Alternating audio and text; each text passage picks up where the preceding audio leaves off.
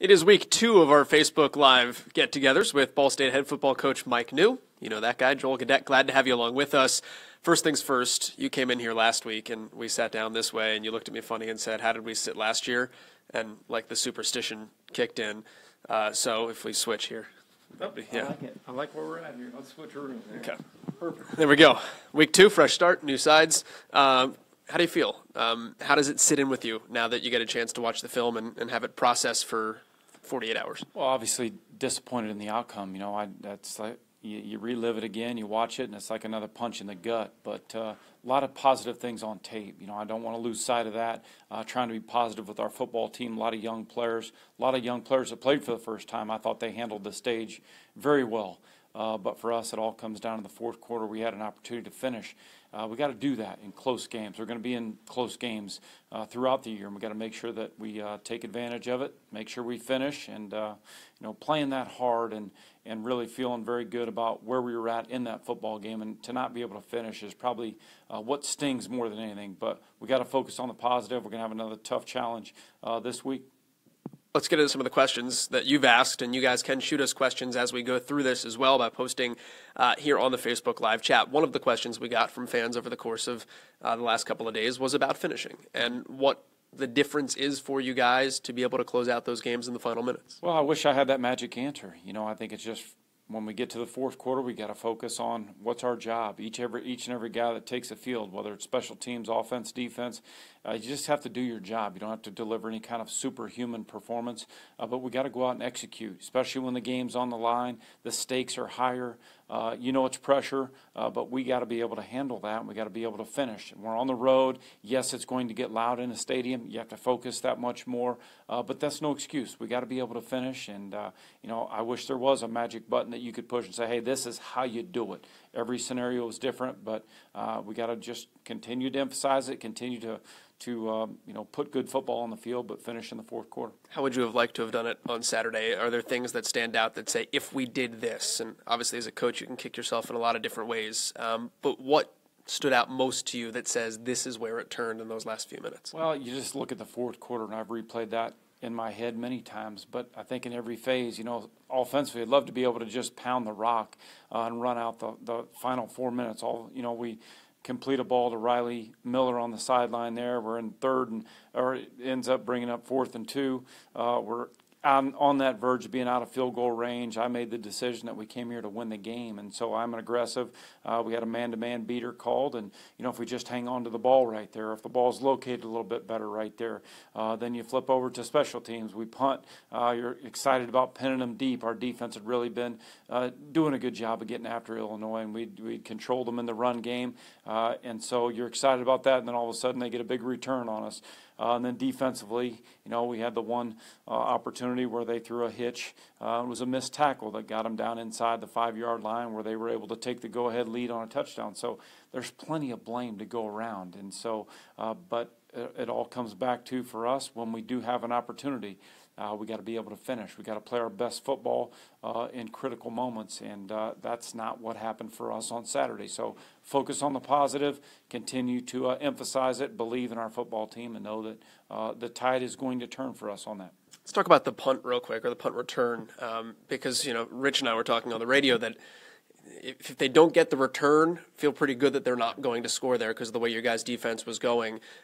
What was the design on the punt? One of the questions we got asked during the last couple of days on Facebook was if it was a design squib, kind of where you were trying to pin Dudek. They threw a second return man back there late, how that changed things, what the plan was and what you saw develop. Well, obviously we're rolling out our freshman punter to the right. He kind of rugbies it down. We're between the hash and the sideline where that thing lands at.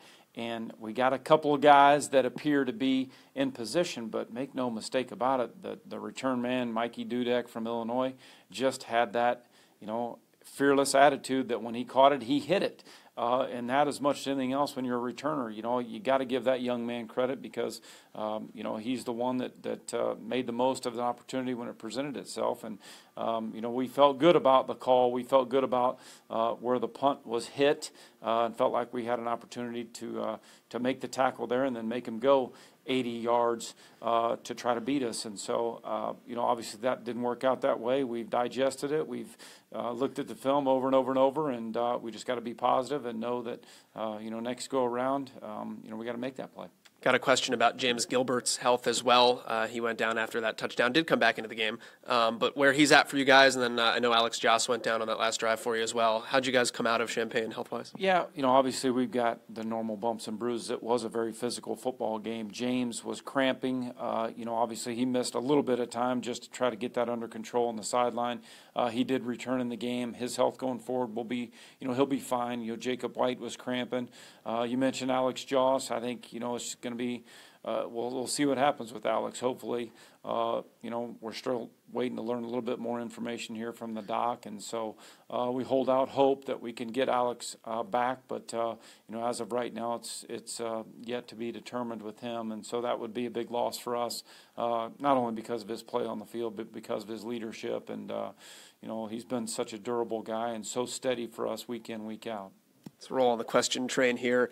Someone wants to know about the consistent pass rush. Before we get to that, over-under. He's on pace for 36. Over-under 36 sacks this year for Anthony Winbush. Well, I hope that would be fantastic. Sign me up for that right now. But I think you see a guy like Anthony Winbush, that the production he had, I don't think that was a surprise to any of us that have been in this building with him every single day. We see that on the practice field. Our offensive line sees that on the practice field. He's a tough guy to block, and I think for him, he just, he's done a good job taking care of his body. He's worked his tail off in the weight room. He's 240 pounds right now, and if he can maintain that weight and maintain his health, man, we're in for a great year with Anthony Winbush. So not surprised by his production. I think he'll tell you that he felt like he left a couple on the field on Saturday. So we got to continue to, make sure Anthony stays healthy and plays at that level each and every week. How good was it to see you in practice know what you have, but you always want to see what it looks like when you go into a game. And you've talked about John Swisher a lot, and so has David Elson. The offensive coaches talked about how difficult he is to block. But the question was always, when it comes to game day, will it carry over? It carried over. What did you see in games that was consistent with what you saw in practice that says, like, okay, this is working out from a guy like John or, your other interior guys that really stepped up and played as well? I thought our guys, just defensively, number one, I thought, you go into the game and number one thing on the list is you want to stop the run. You want to control the run. It's always using the word stop, but you want to make sure that you limit the big plays in the run game. Our defense did that. They were fantastic. I thought, a little bit of an unknown. How are we going to tackle with some new linebackers, with some new guys playing on the back end? I thought we tackled very well. I was excited to see that. Hats to the football, and we had a lot of guys that showed up that way. Very proud of that effort. A lot to be positive about, a lot to build on that way. Sure, late in the game, we had a missed tackle that ended up being a big play, but I think overall, if you just look at the picture and you look at the whole game and you evaluate the whole game, I was excited about that. I was excited about our D-line. We talked about that being the strength of our football team. That showed up on Saturday. That's exciting. Those guys got out of that game healthy for the most part, besides the normal bumps and bruises. That's very exciting to build on. A guy like Bryce Cosby plays 50 snaps in his first game at safety, has an interception, man. I thought our young players... Sick interception, too. It was awesome. To be able to maintain your body control and keep that thing off the ground was impressive by Bryce. But not only him. You talk about Bryce. You talk about Antonio Phillips. The linebackers, Jacob White really playing a significant number of snaps in his first start. Man, he had 9 tackles, a sack. He was all over the field. He was on special teams still making his usual plays. So that's exciting for us because those are things that are a little unknown when you go in your first game, but it showed up on tape. Anthony Winbush, by the way, MAC West Defensive Player of the Week this week as well, so an honor right off the bat. One more question on last week, then we'll dive real quickly into UAB as well. But talk about the back end. You mentioned the way Bryce Cosby played, and it was good to see him come out and do what he did. Brett Anderson made a couple of good plays as well in his first start at safety, but then the cornerback position was something that was so maligned at times last year. Josh Miller, Mark Walton really took it to heart. You saw Josh Miller with a great pass defense in the end zone, and then they didn't really go at Mark. And then they did twice late. He comes up with 2 pass breakups. What was different about the way those two guys played versus last year? Well, I think their preparation, their confidence, their understanding of what is expected of them, accepting the challenge that really was kind of presented this offseason, like, hey, we need to get better in the secondary. We need to get better at corner. Well, those guys took that as a challenge. we saw them make plays every day in camp. We saw them make plays every day in spring ball. And to see that on Saturday, you're right. They tried to challenge us on a deep ball, and Josh had a great play in the end zone for a pass breakup. Same thing with Mark there at the end of the game. So I'm excited for those guys to get that kind of confidence. First game of the season, see their hard work pay off that, they've invested with Coach Jackson in the film room, with Coach Elson diving into his defensive scheme and a few tweaks that were made. So I'm happy for those guys as we go forward. But yes, you're right, having depth. Having Antonio Phillips back there. You talk about Brett Anderson showing up not only on defense and making some tackles and doing a nice job, but on special teams. He did a very solid job there too. So I think it's exciting to build on some of those young players, and as we go forward this season, they'll continue to play a bigger role. Let's talk about the Blazers. They're a team that comes in basically off a self-imposed death penalty is the way that it's kind of been talked about in the media. They close the program, bring it back 6 months later, and Bill Clark stays and basically has to rebuild from scratch. But it's interesting because of the way he went about it. He didn't just bring in a bunch of freshmen. He went out and found junior college guys, and they combed the ranks very carefully for them, found some D1 transfers as well, and then redshirted an entire team last year, basically. So they've been practicing for an entire season and an entire camp coming into this. What are the unique challenges that a team like that poses to you guys? Well, number one, in our team meeting last night, I emphasized very clearly to our football team, just because they're starting back up, this is not a startup program. They have been practicing together for a year and a half. Coach Clark and his staff have done a great job of just what you mentioned, bringing in some transfers, bringing in some junior college guys. They've done a very good job. If you even go back and look at their 2014 tape, they had some good things on tape, and they kept, not only Coach Clark, but the defensive coordinator was the defensive line coach for that 2014 team. So they look like a team, when I turn the tape on, that's been practicing for a year and a half, and they're sick of each other, and they're so excited to go against somebody else. The way they played that game against Alabama A&M, the intensity, the physical play that showed up on that football field, and they look like a team that was excited to be on the field again for the first time, sick of going against one another, and it's going to be a big challenge here for us defensively. They definitely got after Alabama A&M, and then offensively, I think you see they had multiple guys touching the ball. They did a very good job running it.